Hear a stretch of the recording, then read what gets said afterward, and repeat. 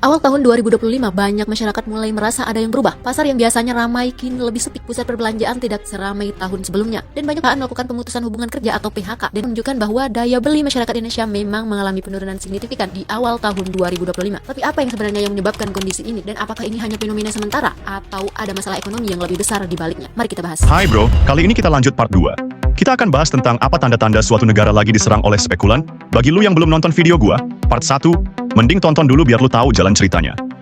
Oke, kita lanjut. Jika George Soros atau spekulan besar lainnya sedang melakukan aksi untuk menghancurkan ekonomi suatu negara, biasanya ada beberapa tanda yang bisa diamati di pasar keuangan dan kebijakan pemerintah. Berikut adalah indikatornya. 1. Serangan terhadap mata uang, currency attack. Pelemahan drastis. Mata uang. Jika tiba-tiba nilai tukar mata uang suatu negara turun drastis dalam waktu singkat, bisa jadi ada aksi spekulasi besar-besaran di baliknya. Lonjakan volume perdagangan mata uang. Peningkatan transaksi jual mata uang secara besar-besaran di pasar forex bisa menjadi indikasi serangan spekulan. Intervensi bank sentral yang gagal. Jika bank sentral mulai membakar cadangan devisa untuk mempertahankan mata uangnya tapi tetap tidak berhasil, ada kemungkinan sedang terjadi serangan spekulatif. Kedua, gejolak di pasar obligasi dan saham. Penjualan obligasi secara massal. Jika investor asing tiba-tiba menjual obligasi negara dalam jumlah besar, ini bisa menjadi tanda kepercayaan pasar mulai runtuh.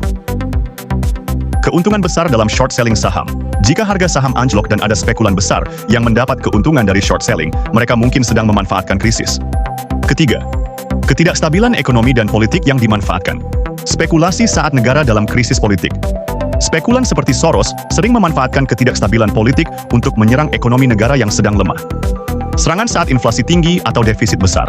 Negara dengan inflasi tinggi atau defisit fiskal yang besar lebih rentan terhadap serangan spekulatif. 4. Pernyataan atau opini dari Soros atau hedge fund besar. Pernyataan di media tentang ekonomi yang rentan. Jika Soros atau investor besar lain tiba-tiba berbicara di media tentang ekonomi suatu negara yang rapuh, bisa jadi mereka sedang membangun sentimen negatif sebelum melakukan aksi spekulatif. Laporan hedge fund yang memprediksi krisis. Jika hedge fund besar mulai merilis laporan yang menyatakan bahwa mata uang atau ekonomi suatu negara akan jatuh, ini bisa menjadi strategi untuk menciptakan kepanikan. Jika tanda-tanda ini muncul secara bersamaan, ada kemungkinan besar negara tersebut sedang menjadi target spekulasi keuangan yang bisa berujung pada krisis ekonomi. So, bagaimana menurut lu bro? Yuk kita discuss di kolom komentar. Jangan lupa lu pantengin terus channel gua ya. Sampai ketemu di next video gua lainnya.